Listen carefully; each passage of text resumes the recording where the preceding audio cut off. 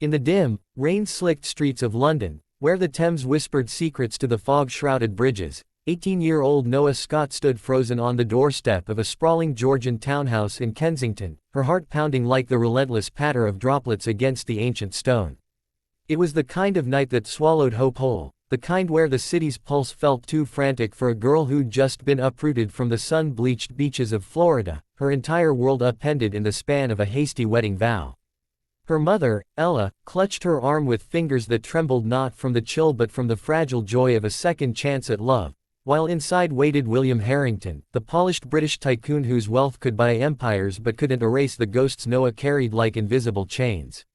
And then there was him, Nick, William's son, a shadow in the hallway with eyes like storm clouds, his leather jacket dripping defiance, his gaze locking onto hers with an intensity that ignited something forbidden, something that would unravel them both before the summer's end. In that single, electric glance, Noah felt the fault lines of her life begin to crack, a seismic shift that promised both ecstasy and devastation, because love, she would learn, was never just a feeling, it was a fault, a beautiful, treacherous fault waiting to erupt. If you believe in the quiet power of kindness, in the messy grace of second chances that can mend even the most shattered hearts, then hit that like button right now, drop a comment below sharing a time when forgiveness changed your life, share this video with someone who needs a reminder that hope isn't lost, and subscribe to Gentle Hearts for more stories that touch the soul. We're building a community here, one gentle beat at a time. Noah had always been a girl of fierce independence, forged in the fires of a childhood spent dodging her father's shadows, a man whose love was as volatile as the Florida hurricanes that battered their modest trailer park home. Ella had shielded her as best she could, working double shifts at the diner to keep the lights on, her laughter a forced melody over plates of greasy fries and watered-down coffee, but Noah saw the weariness in her mother's eyes, the way her hands shook when the phone rang with another collect call from prison. When Ella met William on a whim of a business trip to Miami, a chance encounter at a charity gala where his quiet charm pierced through her armored heart, Noah had watched the transformation with a mix of relief and resentment. For the first time, her mother glowed, her steps lighter, her dreams no longer confined to survival. But for Noah, the move to London felt like exile, a trading of palm trees and ocean breezes for the gray sprawl of a city that seemed to judge her every awkward step, her American accent a beacon for the polished elite who whispered behind manicured hands at William's lavish dinner parties. The townhouse, with its vaulted ceilings and crystal chandeliers, echoed with the hollowness of places too grand for vulnerability, and Noah's bedroom, a cavernous space overlooking the manicured gardens, felt like a cage disguised as luxury, its four-poster bed swallowing her small frame as she lay awake, scrolling through faded photos of her old life, the salt of unshed tears stinging her cheeks. Nick Harrington was the storm she never saw coming, a 20-year-old enigma wrapped in rebellion, his days a blur of underground street races and nights lost to the thrum of London's underbelly clubs, where bass lines drowned out the ache of a father too buried in boardrooms to notice his son's unraveling. William, ever the architect of fortunes, had built an empire from nothing, rising from the council estates of East London to the pinnacles of finance, but in his pursuit of perfection, he'd left Nick adrift, a boy craving connection in the most destructive ways. Noah first truly encountered him not in that charged hallway glance, but in the kitchen the morning after their arrival, the air thick with the scent of fresh espresso and rain-damp earth filtering through the open French doors. He lounged against the marble island, his dark hair tousled from sleep or perhaps a late-night brawl, a tattoo peeking from the collar of his faded band tee, his blue eyes narrowing as she poured cereal into a bowl with hands that betrayed her nerves. "So, you're the Yank come to play Happy Families," he drawled, his voice a low rumble laced with sarcasm, but beneath it lurked a curiosity that made her pulse stutter, a spark that neither could ignore even as words turned sharp, their banter a veil for the magnetic pull drawing them closer. From that moment, the house became a battlefield of stolen glances and accidental touches, her brushing past him in the narrow corridor to the garden, his hand lingering a fraction too long on the small of her back during a family dinner where William and Ella chatted obliviously about wedding anniversaries and summer plans. Noah told herself it was hatred, this fire in her veins, but deep down, she knew it was the first stirrings of something alive, something that made her feel seen in a city determined to make her invisible. As the weeks blurred into a humid London summer, where the sun fought valiantly against the perennial clouds to paint the Hyde Park roses in defiant gold, Noah's challenges mounted like storm clouds gathering over the river. School was a gauntlet of designer-clad cliques and whispered judgments, her uniform feeling like a costume on her sun-kissed skin, her efforts to blend in met with polite smiles that hid barbs about her, trailer trash, roots, rumors spread by a jealous classmate who'd overheard Nick's careless jest in the halls. But it was the internal war that clawed deepest, the way her past refused to stay buried, manifesting in nightmares where her father's gravelly voice echoed through cell bars, promising retribution for the testimony that had sealed his fate. Ella, radiant in her new life, urged Noah to embrace the change, to let William's stability fill the voids left by years of instability, but Noah recoiled, her trust a fragile thing shattered too many times.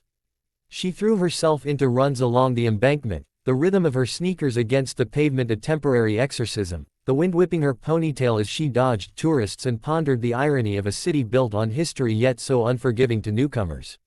And then there was Nick, whose presence was both torment and temptation. He'd catch her on those solitary jogs, revving up on his sleek black motorcycle, the engine's roar a siren's call that drowned her protests. "Get on, princess," he'd say with that crooked grin, and against her better judgment, she would, the leather seat warm from his body, her arms wrapping around his waist as they tore through the city, the blur of Big Ben and Tower Bridge a fleeting escape from the gravity of their shared home. Those rides were her undoing, moments where the world narrowed to the vibration between her thighs and the solid wall of his back, his scent of motor oil and mint invading her senses, planting seeds of desire in soil she swore was barren. The struggle deepened when Noah's ex, Dan, a ghost from Florida's tangled shores, resurfaced like a specter unwilling to fade. Dan had been her first love, a rough-edged boy from the same rundown neighborhood, their romance a whirlwind of stolen kisses in the mangroves and promises whispered under starlit skies, but it had soured into toxicity, his jealousy a cage that mirrored her father's control. Now, with a burner phone and cryptic texts that escalated from, "I miss you," to, "You can't run forever," he became the shadow that followed her across the Atlantic, his messages a poison seeping into her fragile peace. One evening, as twilight bled purple across the townhouse's conservatory, Noah sat curled on the wicker chaise, her phone clutched like a grenade, rereading the latest threat, a photo of the Kensington house, time-stamped from mere hours ago. Panic clawed at her throat, a sob escaping as she deleted it, only for another to ping through, this one with coordinates pinpointing her exact location from that afternoon's coffee run. She hadn't told anyone, not Ella, who was lost in wedding planning bliss, nor William, whose stern demeanor intimidated more than it comforted, and certainly not Nick, whose own demons, fistfights in dimly lit alleys and a police record that hung over him like a guillotine, made her wary of burdening him further. But fate, that cruel puppeteer, conspired otherwise. Nick found her there, the glass walls reflecting his silhouette as he stepped in from the garden, mud caked on his boots from a joyride gone wrong. He didn't pry with words, just sank beside her, his knee brushing hers in silent solidarity, and in that touch, the dam broke, Noah's confessions spilling out in a torrent, her voice cracking on the details of Dan's obsession, the fear that had chased her from Florida, the guilt that she might have provoked it with her leaving. Nick listened, his jaw clenched, a vein pulsing in his temple, and when she finished, he pulled her into his arms without preamble, his embrace a fortress against the encroaching dark, his heartbeat a steady drum that synced with hers, whispering that she wasn't alone, that he'd burn the world to ash before letting anyone hurt her again. From that night, things began to shift, subtle at first like the first cracks of dawn piercing the night sky, but irrevocable in their power to reshape the landscape of Noah's heart. Nick, who had always armored himself with sarcasm and speed, let the walls crumble in her presence. He'd linger after their rides, sharing fragments of his own fractured story over stolen midnight picnics in the garden, how his mother's abandonment had carved hollows in him that no amount of adrenaline could fill, how William's absences had taught him that love was a transaction, not a gift. Noah saw the boy beneath the bad boy facade, the one who sketched intricate designs of custom bikes in forgotten notebooks, his fingers smudged with pencil lead, his dreams of opening a garage a quiet rebellion against the corporate throne awaiting him. Their connection deepened in stolen moments, a brush of fingers over shared earbuds in the attic, blasting indie tracks that spoke of lost souls finding home, a dance in the rain-swept courtyard during a sudden downpour, their laughter mingling with the thunder as clothes clung transparently, boundaries dissolving in the deluge. Yet suspense coiled tighter with every heartbeat, for their attraction was a live wire in a powder keg, the forbidden step-sibling dynamic a taboo that society etched in stone, William and Ella's oblivious happiness a ticking bomb of potential discovery. Noah wrestled with the morality, nights spent pacing her room, the moon casting silvery judgment through lace curtains, questioning if this fire was worth the inferno it might unleash, if surrendering to Nick meant betraying the fragile family they'd only just begun to build. Nick, too, faltered, his protective instincts clashing with the fear of rejection, pulling away after a heated almost kiss in the garage, where the air hummed with unsaid words and the scent of gasoline, leaving Noah adrift in confusion, her heart a battlefield of longing and doubt. The turning point came on a sweltering July evening, the kind where London's heat wave turned the air to syrup, and the Harringtons hosted a garden party for William's investors, crisp linens, champagne flutes clinking like fragile promises, laughter floating on the breeze scented with jasmine and cigar smoke. Noah, dressed in a simple sundress that hugged her curves like a secret, felt exposed under the scrutiny of tailored suits and diamond necklaces, her accent drawing curious glances as she navigated small talk with a grace she didn't feel. Nick was there too, reluctantly, his tie loosened like a noose half escaped, his eyes finding hers across the crowd with a hunger that made her breath hitch. But the idyll shattered when Dan appeared at the wrought iron gates, uninvited and unhinged, his face gaunt from whatever hell he'd crawled through, eyes wild with a mix of rage and desperation as he demanded to see her, his voice slicing through the polite murmur like a knife.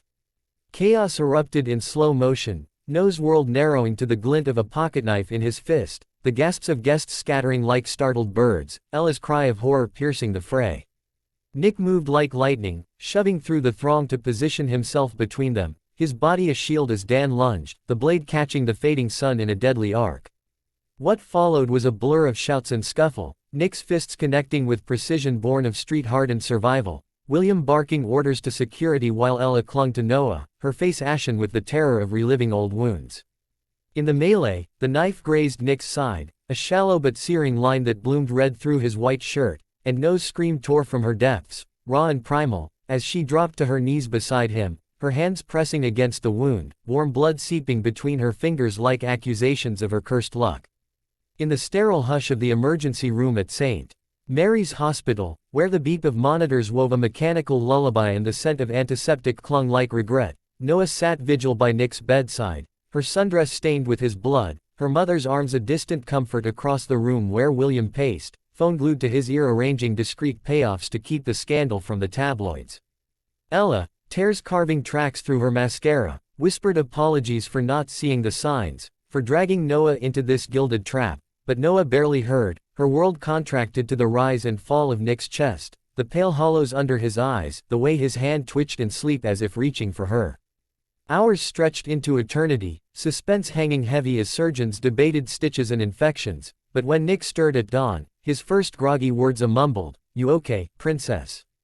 Aimed at her, the floodgates opened, Noah's confession tumbling out in hushed tones, her love laid bare like an offering, the forbidden nature of it be damned because in the face of loss, truth's demanded air.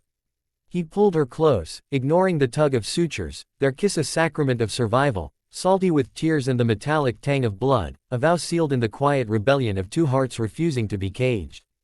Dan was arrested that morning, his threats dissolving into the cold machinery of justice, but the real victory was internal. For Noah, it was the shedding of fear's skin, stepping into vulnerability as armor rather than weakness. For Nick, it was the choice to fight for light instead of shadows, trading reckless races for a future sketched together.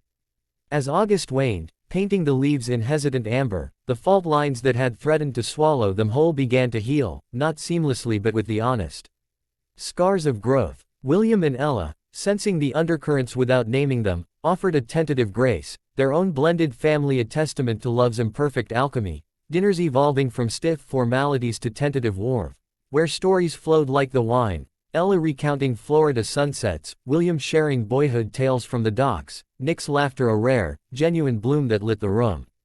Noah found her footing in London at last, enrolling in an art program where her sketches of stormy skies and tangled vines earned quiet acclaim, her voice steadying in debates that challenged the elite's complacency, her American fire a spark that ignited unlikely friendships. With Nick, the changes were profound, their love a quiet revolution, lazy afternoons in the garage where she handed him tools, her fingers tracing the new scar on his side like a map to their survival, evenings wandering the South Bank, hand in hand under the London eye's glowing gaze, sharing dreams of a road trip across Europe in a van he'd built himself, free from the weight of expectations. Suspense lingered in the what-ifs, the judgmental stares from old acquaintances, the echo of Dan's shadow in nightmares that still woke her sweating, but it was tempered now by resilience, by the knowledge that faults, once exposed, could be navigated, bridged, even beautified into something stronger. One crisp September morning, 6 weeks after the chaos, as mist rose from the Thames like exhaled prayers, Noah and Nick slipped away to Hampstead Heath, the Heath's wild expanse a counterpoint to the city's order, their picnic a simple affair of cheese and bread under an ancient oak. There, amid the rustle of leaves and the distant hum of traffic, they waded into the hidden pond, the water cool and enveloping, clothes shed like old skins, their bodies intertwining in a dance as natural as breathing. As they surfaced, gasping and laughing, Nick drew her close, their lips meeting in a kiss that tasted of rebirth, underwater echoes fading into the promise of tomorrows unmarred by fault. And as the sun dipped low, gilding the water in liquid fire, Noah surfaced not just from the depths but from the wreckage of her past, her heart full to bursting with the ache of love's quiet miracles, the way it mends what seems irreparably broken, how it turns strangers into anchors, faults into foundations. In that moment, with Nick's arms around her, the world felt vast and kind, a canvas for second chances painted in hues of forgiveness and fire. If this story has touched a chord deep in your heart, stirred the embers of your own hidden longings or healed an old wound with its gentle reminder that love endures beyond the fractures, then please, in this shared vulnerability, like the video to let its light ripple further, comment below with your own tale of a fault that became your strength, share it with a soul who needs to feel seen tonight, and subscribe to Gentle Hearts so we can keep weaving these threads of emotion together. You're not alone in this beautiful mess of being human. Before we fade to black on this journey, I have a special request. In the comments, share one line from your life that echoes Noah's. That single sentence that captures your fault, your fire, your forgiveness. Let's build a tapestry of hearts right here, line by line, because in sharing, we heal.